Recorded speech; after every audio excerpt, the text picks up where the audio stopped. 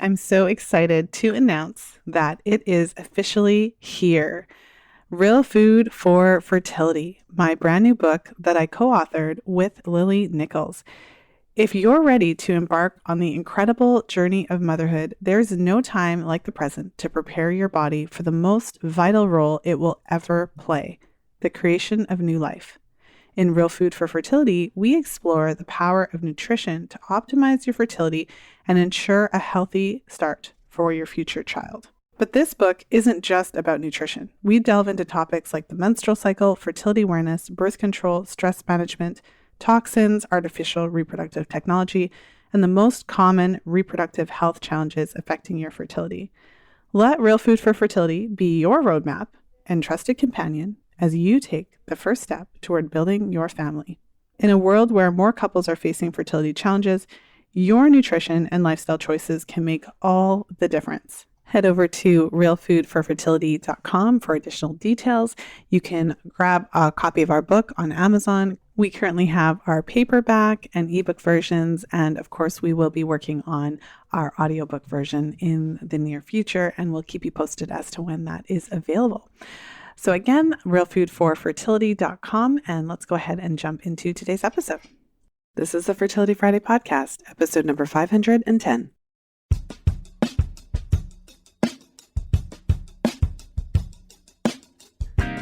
I'm excited to share a brand new episode in my FAMM Research Series today, coming off the heels of the release of Real Food for Fertility. And so for those of you who tuned in to last week's 2 episodes, Lily and I went deep into the behind the scenes. That was a super fun episode that we did together where we talked about the process of bringing this about. I know we had a lot of questions, worlds colliding, how did this happen? And so we shared a lot of the details behind the scenes. We also shared some of the details regarding the research that went into it and how we approached it and how we are aiming to stay objective, not totally biased, and sharing a little bit about the writing process.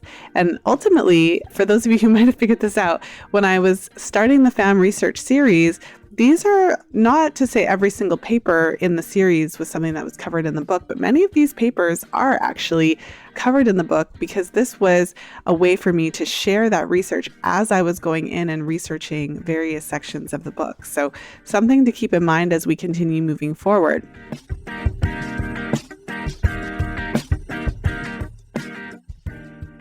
And so in today's episode, I'm kicking off the first episode in a 3-part series where I'm going to delve into this question of hormonal contraceptives and fertility. And I find this topic to be really interesting and also very important. I haven't really heard a lot of people speak about contraceptives the way that I speak about them, especially coming from the standpoint of menstrual cycle charting and the effect that contraceptives can have on the cycle. And so I decided to break it into 3 parts because I think that there's different ways that we can look at how hormonal contraceptives impact fertility. And so one of the ways that we can look at it is how do hormonal contraceptives affect the menstrual cycle? Another way to look at it is how do contraceptives impact the ovaries? And a third way to look at it is how do contraceptives affect your time to pregnancy? Again, when I'm asking these questions, I'm looking to the research and seeing what the research has to say and really letting that then inform the recommendations that come out of it. And so when Lily and I are talking about how to consider your choice of contraceptive in Real Food for Fertility, we're really looking at what the research is telling us, how contraceptives are impacting these different aspects of our fertility. And what we know from looking at the research is that hormonal contraceptives are associated with a temporary period of subfertility post-pill. Obviously, it doesn't mean that when you come off the pill, you won't be able to get pregnant because we know that plenty of women come off the pill and get pregnant right away. Some women even get pregnant when they're still on the pill. But what we also know is that there are many women who come off the pill and don't get pregnant immediately. And for many of them, there can be a period of time where it could just take a little bit longer. And so that's essentially what we're looking at. We're looking at what's going on. What does the research have to say about that? And why is it that we're not being provided with really good strategies overall. And so over the years, I've spoken with many women who, and I always say it this way too. So I've spoken to many women, not even just a few, who were kind of thinking about this and concerned. I've been on the pill for whatever it was, 3 years, 5 years, 10 years, 15 years. And I'm finally ready to consider starting a family. Let's say that my boyfriend and I are getting married in the fall, or I've just heard many varieties of these types of stories. My partner and I we're planning to start to trying at the beginning of the year, whatever the case. I've been on the pill for X number of years. And so I was wondering what I should do. And so I've spoken to so many women who, they make a phone call, they book an appointment, with their doctor. They take a shower, put on their clothes, drive across town, go to this appointment to kind of seek their doctor's perspective on what they should be doing. So it's kind of like, I'm thinking about it. My partner and I are planning to conceive, start trying in a few months. Should I come off the pill to give my body a bit of a break?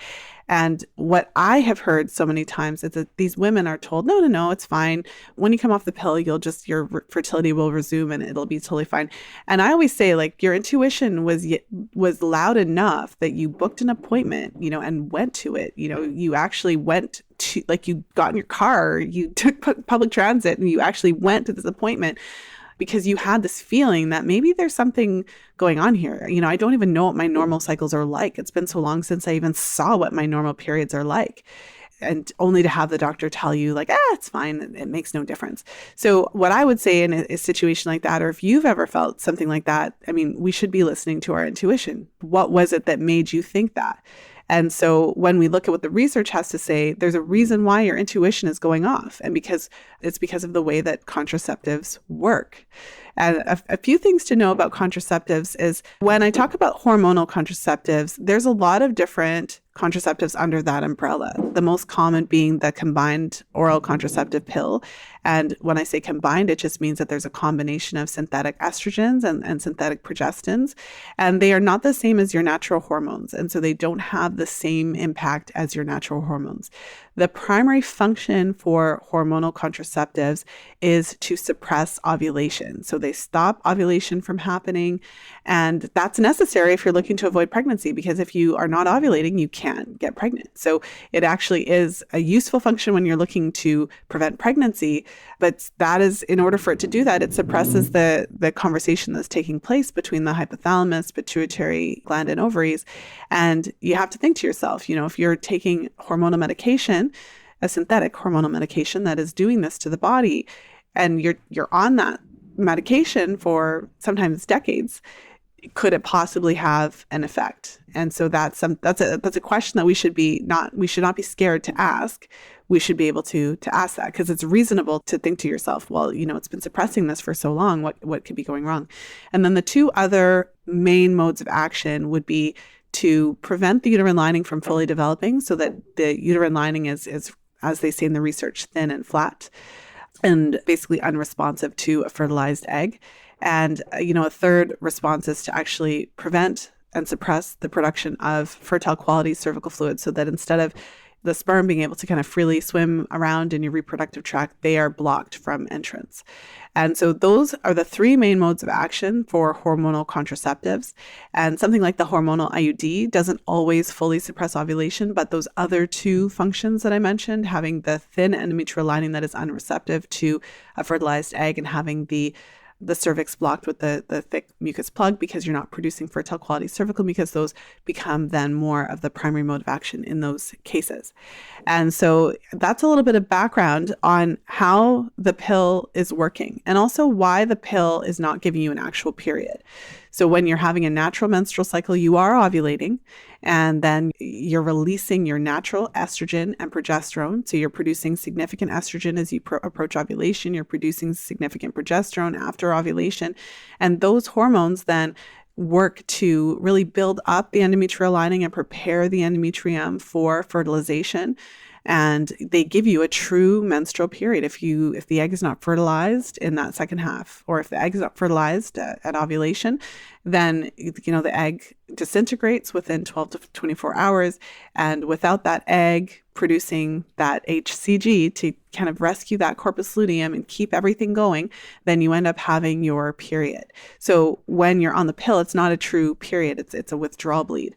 And what happens is that when you're on the pill, these artificial hormones are having this effect, this suppressive effect. And then when you come off of them for those few days on your sugar pill week, then the hormones just dramatically drop from your system. You're taking all of these synthetic hormones, and all of a sudden you're not taking them anymore. And so your body essentially resets itself. That's where the bleed comes in. And if you were to not continue to take the hormones, at some point ovulation would resume, and then you would continue to have your cycle. But when you're continuing to take them, you just have this withdrawal bleed, and then you go back on those artificial hormones. So that's a little bit of background. For many of you, it's review. And for some of you, this may be the first time that you've heard that information. And I think that it's helpful as we go into then some of the impacts of the pill on fertility. So as this is the first episode in my 3-part series, today we're going to talk about how the pill impacts the menstrual cycle. There's a really interesting study that looks at the way that the pill impacts the overall parameters of the cycle. And that's what we're going to get into today. The study we'll be looking at today is called Cycle Characteristics After Discontinuation of Oral Contraceptives. And this study is by Noth et al., so Noth and colleagues. And basically, this study looks at this question of how do contraceptives impact fertility in an interesting way, because they're not looking at the pregnancy question specifically, but they're looking at the impact on the menstrual cycle. And so in this study, they looked at, it says it's an ongoing prospective study of the use of natural family planning. And they had 175 women who were observed for a total of 3,048 cycles immediately after coming off of the pill. So they were the post-pill group. And those women were compared to a group of 284 women who were observed for a total of 6,251 cycles who had never taken the pill. And so what's interesting about this study is you have the post-pill group, you have the never used contraceptives group. And so you can compare them side by side to see how long it takes for the post-pill women for their cycles to look the same as what I would term, virgin cycles of someone who has not had any hormonal influence. And so to put the conclusion right up front, what the researcher found was that there were cycle disturbances, very notable cycle disturbances, that continued till at least the 9-month mark. And so they made a distinction. They said that cycle disturbances after discontinuing oral contraceptives were reversible, but the time of regeneration, as they termed it, took up to 9 months for significant disruptions, or even longer if we're counting what they would term non-significant disruptions. So non-significant disruptions. And so out of that, you may have heard me say, if you've listened to podcasts a lot, or if you've heard me here and there, you may have heard me talk about how on average, we found that it takes anywhere from 9 to 12 cycles or more for everything to normalize post-pill.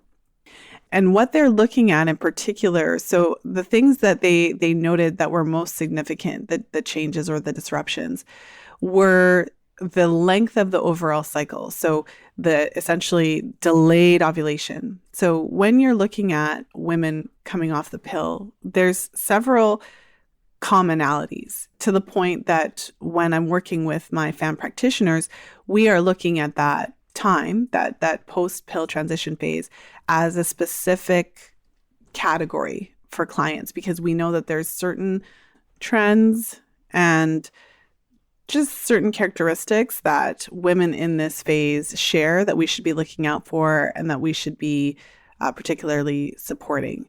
So I mentioned one, which is the delayed ovulation. So it's not uncommon for some of those first few cycles, whether it takes a bit of time for you to have your very first ovulation and menstrual period, or whether those first few cycles are a bit more on the longer end. So while the average cycle is about 29 days in length, it's not uncommon for those first few cycles post-pill to be a bit longer because ovulation may be delayed for a bit of time, again, due to that disruptive effect of the synthetic hormones. Another really common impact is on the luteal phase, so the period of time between ovulation and your next period. And so what they found in the study was that for the post-pill group, the first several cycles, it was quite common for these women to have a shorter luteal phase. And interestingly, in this study, they looked at a lot of different factors. So they weren't just looking at one specific thing. They weren't just looking at cycle length or anything like that. I'll read a few things that they were looking at here, but they were looking at the cycle length, the first day of the temperature rise, the length of the follicular phase. So, how long did it take before ovulation took place? They're looking at the length of the luteal phase. So how long did it take between ovulation and the start of the next cycle? The last day of highly fertile cervical mucus, first day of mucus. So they actually were looking at some of those mucus characteristics to see if they were falling into normal range. And they were kind of just between a lot of these factors, then they were determining whether these disruptions were considered significant or less significant. So they had their own way of looking at things. The participants in the study had a range of how long they've used contraceptives. So an interesting fact that many people aren't aware of is that I've seen a number of studies that consider use of contraceptives of 2 years or more to be long-term. So there's a study that we'll be talking about in one of our upcoming episodes in this series where they actually define long-term as 2 years or more of use. So in this particular study, the duration of use ranged from a few months to 13 years, and the average duration of use was 3.5 years. So I think that's interesting as well, because in today's day and age, when women are using contraceptives, it's often more on the long-term side. It's not uncommon to see women who are using contraceptives for 5 years or 10 years or 8 years or 15 years, even 20 years or more. And I've had a number of clients who have continuously used some form of contraceptives for 20 years or more. So what I find interesting about this study is that they can literally line up the cycle characteristics of the women who are in the post-pill group and compare that to the control group. And when you do that, you do see that. So there's, like they kind of broke down, there are some more significant cycle disruptions and there's some lesser ones. So you can kind of see that between months 9 and 12, there's much less of a disruption in the cycle. But you still see that it takes up to that 12th cycle before the parameters are virtually indistinguishable. And this is, of course, on average. And so what that tells us is that there is a period of subfertility. There is this period of cycle normalization that is taking place. Now, whether that means you will or will not conceive is a separate question. And that's why we're addressing it in a separate study. But I think that it is useful information. So what we're aiming to do, to take it back to real food for fertility in a moment, is to give you, as the woman, whether you are preparing for your first pregnancy and your first baby, or whether you already have children and you're preparing for, baby number 2 or 3 or 4, we're wanting to give you those tools and information so that you can make these decisions for yourself. So essentially in the book, we're arguing 2 things. One is that when you know that you're planning to conceive in the near future, that we are encouraging you to consider taking a period of time before you're ready to actively start trying, where you can come off the pill and let your hormones normalize a little bit, and then also give your body time to kind of recover. And I would also add to give you time to see where you're at. As I had mentioned in one of kind of like the previous examples of if you've been on the pill for X number of years and you don't know what your normal cycles look like anymore, it gives you the opportunity before you're actively trying to actually see what's going on with your cycle so that you can see if there's potentially an issue there. Because if you come off immediately when you're starting to try and then there's an issue, it just causes a lot more stress than if you give yourself a bit of a buffer period. And what the study tells us is that it actually does take a bit of time for the cycles to normalize. It can be awful if you had no idea that this was a thing and you were just told that everything would be just great right off the bat, to come off the pill for it to take maybe a month or 2 or 3, let's say, before you get your first ovulation and your first period. That can be just so alarming, especially if you had no idea that this is actually normal. It's not normal in the overall sense, but within this particular phase, the post-pill transition phase, it's actually quite common to see a delay in ovulation and to see, like I said, this pattern of longer cycles, delayed ovulation for those first several cycles off the pill. So if you are aware of that, and it obviously means that your body needs a little bit of time to normalize. Popping into today's episode with an incredible resource to share. Today's episode is brought to you by my top resource for women's health professionals, How to Interpret Virtually Any Chart Your Client Throws at You. Our new ebook breaks down complex chart interpretation into an easy step-by-step process. Head over to fertilityfriday.com/chart to snag your complimentary copy today. That's fertilityfriday.com/chart. Now let's go ahead and jump back into today's episode.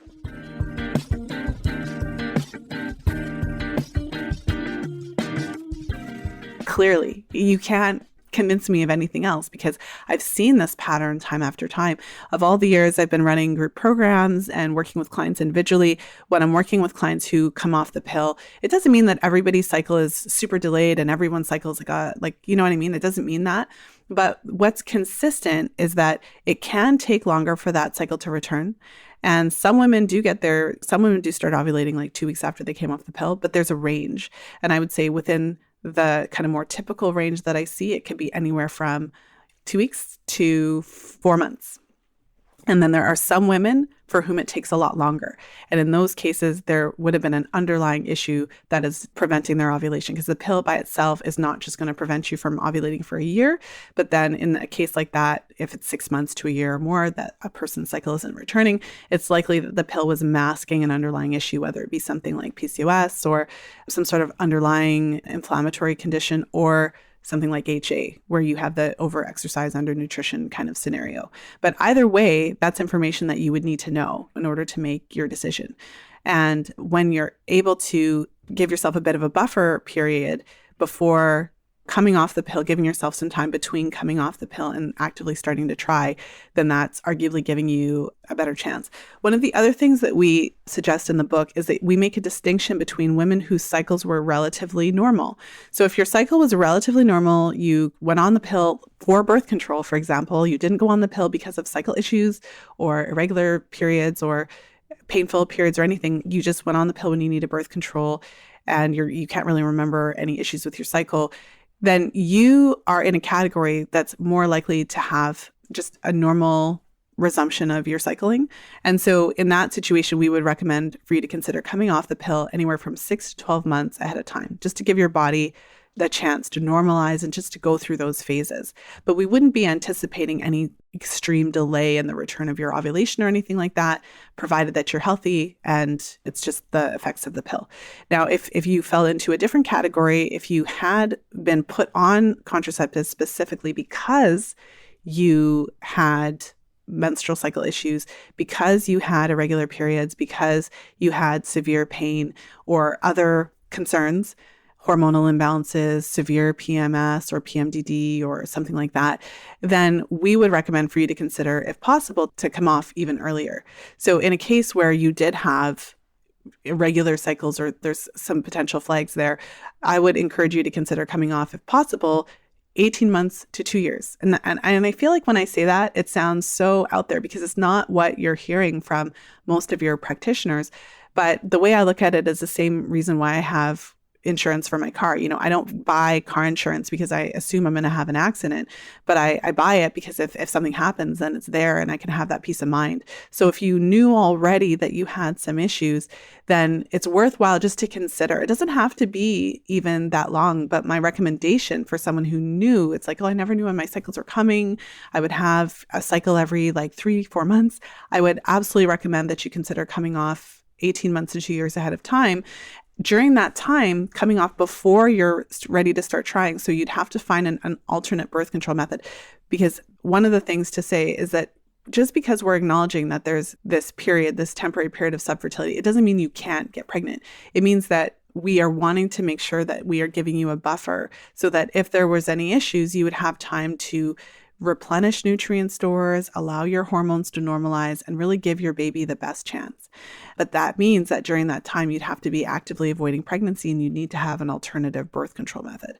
So this is just to get you thinking. And the reason is because some women in a situation like that, when they had this history of irregular cycles or other, period issues, these women are more likely to experience like a more delayed return of ovulation and things like that. And if that's you, and it took 6 months for you to have your first period because your periods were always irregular and you didn't know what was going on, and then after that you have this underlying issue that was never addressed, and you're going 45 days between periods, it actually, that 18 months to 2 years would give you the time that you would need to really dial down, see the health professionals you need to see, get some answers about what's going on without simultaneously having the pressure of actively trying to conceive. And of course, we're hoping that you don't have any issues at all. Like, we're hoping that your ovulation just comes back 2 weeks later and then your cycles are super regular, right? We're right off the bat. But if you fall into one of those risk categories, then it's more likely that you could have an issue. And so this is, if you think about it, it's just like sound advice. It makes so much sense after you hear it. Oh, well, duh. Of course, that makes sense. I should give myself some time. I should plan ahead. I should have an alternative method of birth control in case my cycle comes back and everything's great. But if that's not the case and I'm doing this ahead of time, then by the time my partner and I are ready to try to conceive, I actually have all this time ahead of me that I've worked charting my cycle. My period has come back, even if it took a little bit longer than I had thought it would. I was able to look into what was going on with me a little bit more, and I have a better understanding. And, if you take that time, you're able to take some measures to ensure optimal nutrition. And so you're really prepared, and this is the goal. This is the ideal. And this is where it comes from, so that you can see that in this particular study, just of these women who had been on the pill, there was this consistent pattern where it did take some time for everything to normalize post-pill. A couple of other interesting pieces from the study. And also, I want to share I want to touch on cervical mucus briefly, because what I've observed over the years is that women who are coming off of hormonal contraceptives, there is this period of subfertility where it's not uncommon to see abnormal cervical mucus patterns. So even if a woman, I've also had clients who come off the pill, like I said, ovulation happens 14 days after, like a clock. That's not necessarily the norm, but I have had a number of clients with that. So a couple of things about that to kind of even allude back to what I was just talking about, when you're in that category, that I would recommend waiting a little longer. So a couple of things, that characteristics of women whose cycles come back right away, even after long-term pill use, just for your information. So I've had clients in that category. They tend to be clients who were put on the pill because of birth control and not super, super young. So for example, maybe you had your first period at the average age of 13, and then you started having sex at 18 or 17 or whatever. And so you actually had 4 or 5 years of normal cycling. Nothing really came up. You couldn't really remember anything that was really off. And so your cycles had an opportunity to mature, and then you were put on the pill, not for pill issues. And, what I found is that women whose cycles had the opportunity to kind of mature. So throwback to puberty for anyone who wants to dial back into those archives. I can remember growing breast buds. It's not like I woke up one day and I just had breasts. It was a process that took a couple of years from breast bud to full breast. And similarly, our menstrual cycles take a few years to normalize. When we look at studies that look at the average parameters of those first few years of cycling, it shows that there's quite a bit more cycle irregularity. There's quite a bit more of, so instead of when you're in what this one study terms as middle life phase, after your cycle has grown up and is robust, that's where we get that average length of the menstrual cycle, about 29 days, and 24 to 35 days is that kind of average length. For a woman within the first couple of years of her menarche, the average cycle ranges from 21 to 45 days. There's a lot more variability during that time. And that's one of the reasons for that, is that it just takes a little bit of time for the cycles to mature, for the communication between the hypothalamus, pituitary gland, and ovaries to get established and be robust and all those things. And so that's something to think about as well, because if your body had the ability to just kind of mature and you took the pill after that maturation process had completed, you didn't necessarily have issues with your cycle, I mean, that would make you an ideal candidate for birth control. And to take it even a step further, many women don't necessarily know the history of birth control. So I might save that for another podcast. So that today's podcast isn't so long to go into all of that detail. But when the pill was first designed, I mean, they tested it on married women, many women who would have been a little bit older. They wouldn't have had prior pill use closer to their menarche. So the women who were in those first pill trials, they had already had established menstrual cycles. They weren't in their teens. And they were likely married because this was in the 60s and it was a different time. And so even just considering that piece of it, what I've seen is that when women are taking the pill really early, like if they're taking it a year after their first period or less, or 2 years after their first period, and you could take this with a grain of salt and of whatever, but their cycles arguably didn't have the chance to fully finish maturing. And so it can take a little bit of time for all of those parameters to normalize versus the woman who's had many years of cycling under her belt before she ever took that first pill. Okay, so that's an interesting piece of information. And also the cervical mucus patterns that I mentioned before. So it's not uncommon for women to come off the pill and see less cervical mucus, whether it's that I've had clients who come off the pill and for the first 2-3 cycles, they have zero mucus. We call them dry cycles, but they're still ovulating and we're checking their temperature. And so we know that we can confirm ovulation, but there's no mucus to speak of. So that's a small percentage of women that have zero mucus, but it is a thing. And some women do experience that. And what I see more commonly is just kind of more scant mucus. So instead of having these days where you're observing lots of cervical fluid that you can pick up between your fingers and stretch like that raw egg white type cervical mucus, it's a little bit more scant. It's fewer and far between. And it takes, I've observed, several months. So when we get into that 9 to 12 cycles post pill, for many women, that's when they're starting to see a more robust cervical fluid production. And that would also coincide with better hormone production as their ovaries have normalized, their hormone production has started to normalize, and everything has started to reestablish. And this study shows the same result. One thing I'll say about interpreting research is that it is helpful to read a number of papers and start to identify why one paper might say this thing and another paper might say another thing.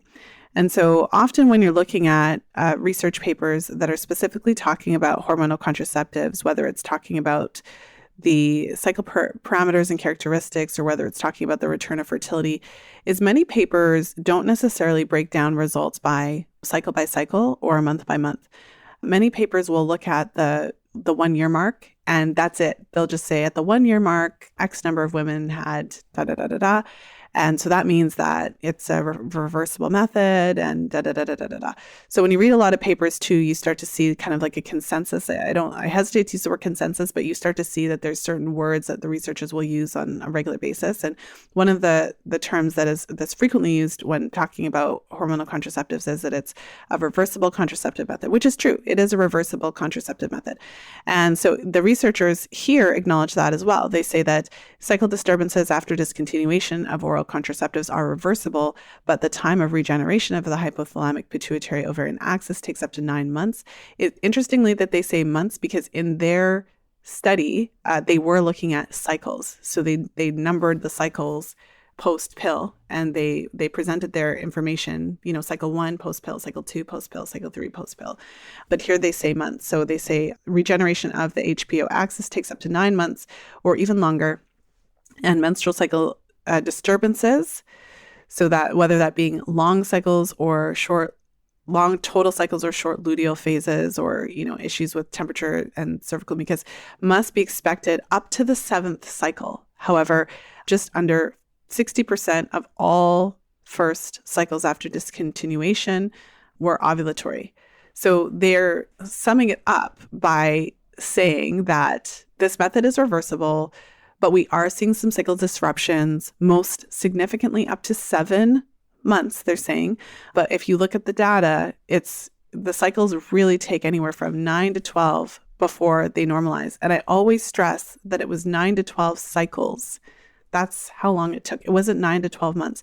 If you come off the pill and your first cycle is 60 days, 60 days from when you first came off the pill until you start your first true period, not just the withdrawal bleed, but your first true period, 9 cycles, that could be a year. So I don't say this to discourage, and I definitely don't say these things to alarm, but it's just something to be aware of. We want to be aware that when you come off the pill, there's this period of transition that your body needs to go to. Whether you are emotionally prepared for it or not, whether you have planned for it or not, whether you've put that time in your conception time frame, whether you've done that or not, that's how long it takes for your body to fully normalize. And so that's what informs our suggestion to really consider. And it's pretty basic stuff. Just consider coming off a bit earlier, give yourself a bit of time. Best case scenario, if you fall into one of those, I would say, quote, low risk categories where your cycles had normalized, you had gone on the pill not immediately after you had your first period, you didn't really have any cycle issues of note that you can remember, you primarily used the pill for birth control, it wasn't really to balance, quote, balance hormones or any of that kind of stuff, then yeah, it would make sense for you to consider 6 to 12 months. But if you fall into one of those higher risk categories, maybe you were put on the pill within the first year or two that you used it, maybe you had some cycle irregularities or issues or hormonal imbalances, things like that, then that would put you into the other category. And we would recommend anywhere from 18 months to 2 years. And again, not because we're assuming there's going to be a problem, but more so because we want to be your insurance policy and make sure that we give yourself enough time in case there are any issues.